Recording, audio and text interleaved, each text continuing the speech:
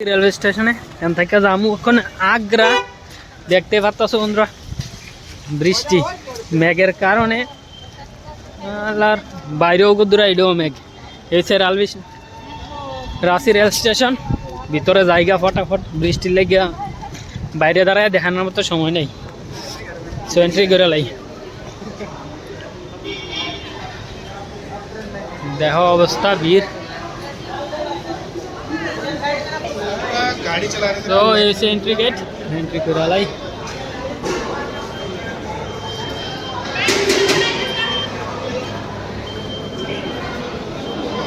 सो आपातत से एक number platform एने अपेक्षा करते লাগবে एने ट्रेन आइब आमार। तो अपेक्षा करी आधा घंटा। फाइनली आमार रेल आया হচ্ছে रेलर सीट देखे उठलाई ওইটা বয়া শুরু করি যাত্রা। চলো শুরু করা যাক।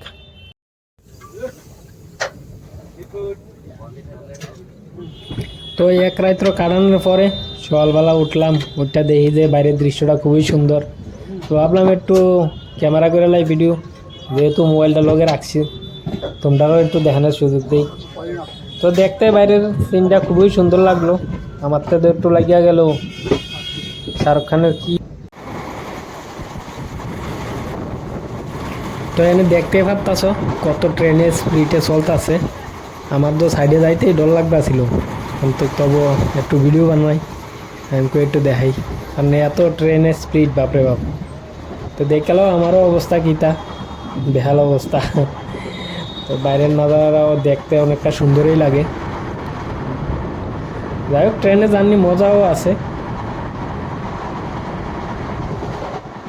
ফাইনালি টুমলা জাংশন থেকে ওখানে আগ্রা যাবো। 6:30 আর একটা ট্রেন আছে, ওইটা দিয়ে আগ্রা যাবো। মানে আমি যাইতে লাগবো 4 নম্বর প্ল্যাটফর্মে। 4 নম্বর প্ল্যাটফর্মে জায়গা তাড়াতাড়ি ট্রেন আয়া হচ্ছে।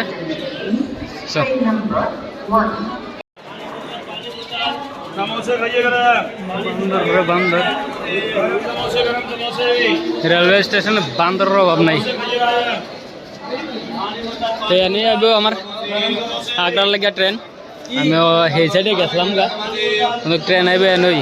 তো অপেক্ষা করে ট্রেনের লেগে এনে দোকানের পরে বান্দরের যে অবস্থা দেখি, আরে বাপরে যে লাভ দিয়া আইয়া সেটা বগির মধ্যে ঢুকিয়া খানা দানা দা থাইলে গাতে থেকে দেহ অবস্থা। মানে কত সাহস, মানুষ কাছে যাইলে উল্টা। এখন তো একটা জিনিস মানুষের উপর কোনো কিছু করে না, খানা লেগে আইয়ে খানা লেগে জায়গা। কিন্তু এতে বিষয় একটা হইলো যে একটা বাচ্চা বান্দরের উপরে কারেন্ট। তো এই আগ্রা ফোর্টে এন থেকে আপাতত আমি এনে শিখতাম, অন্যখানে যাইতাম না। আমার লগে SSC ভাই আছে, আসামে চাকরি করে, যে আমার হেল্প করে দিব রুম আনার লেগে। কারণ আমি নতুন হেয়ার টু চিনি হেয়ার বাড়ি আনই। তো কালকা বাড়িছি এমন সময় ওখানে যাইতাছি।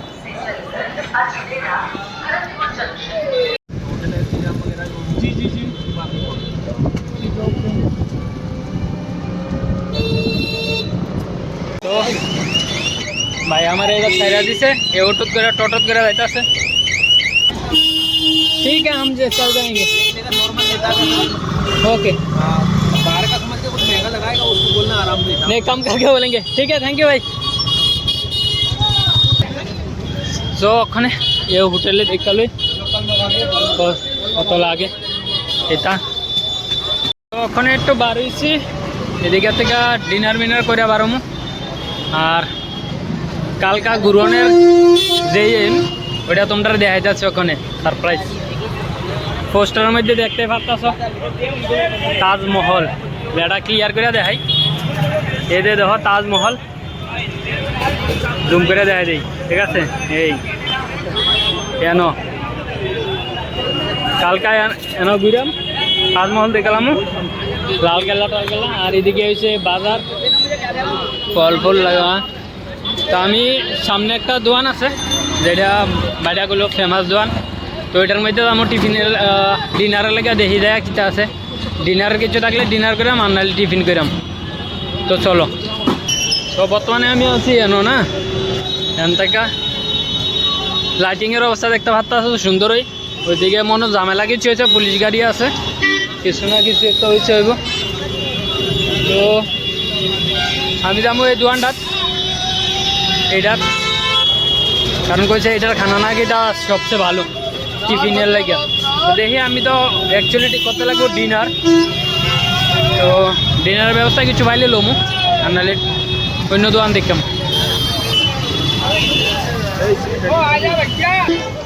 তো এসে খানার ভ্যারাইটি বহুত ধরনের আছে। এদিকে তেমন দেওয়া যাচ্ছে সিঙ্গারা ঠিক না, এদিকে ফ্রেশ ফ্রেশ সব পুরি বানানো হইতেছে। তো আমার ওখানে এনে হইতো না, কারণ আমি তেলের জিনিস ট্রেনও তেলের জিনিস খাইছি, ওখানে তেলের জিনিস খাইতাম না। মানে আমি রুটিটাই আমার লাগে বেটার হইব। তো আগের জায়গাতে যাই আন থেকে রুটি খেয়ে লাই, কারণ রুটি খেয়ে যাবো গা রুমে রেস্ট করানো লাগবো। তো পালা ভাত খাইলে তো ভাত ভালো হইব, কারণ বাঙালির ভাত ফেভারিট। তো দেখলাম ভাত না খাইলে রুটি আপাতত তো খামু, ঠিক আছে অতটুকুই। চলো,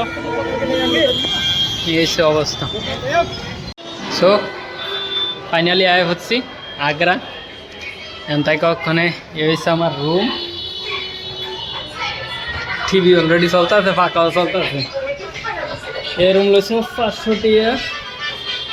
তো এদিক দিয়া এই হচ্ছে হোটেলের বাথরুম, ঠিক আছে 500 টিয়া দিয়ে এক রাত। তো তোমরা এখান থেকে বাইরের ভিউটা দেখি, দেখানোর একটু সুযোগ পাইনি। এখানতে বেলকনি আছে, এটা হচ্ছে আগ্রা বাস স্টপ। আর এদিক দিয়া দেখতে পাচ্ছ পুরা বেলকনি আছে। নিচে খানা দানা খাওয়ানোর লেগে সামনে আমি ওখানে যাবো একটু ফ্রেশ হইয়া, সামনে আছে বাস স্টেশন এনো।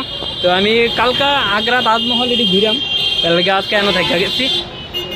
এরপরে দিয়া এখান থেকে পরে যাবো আগ্রা কাটে।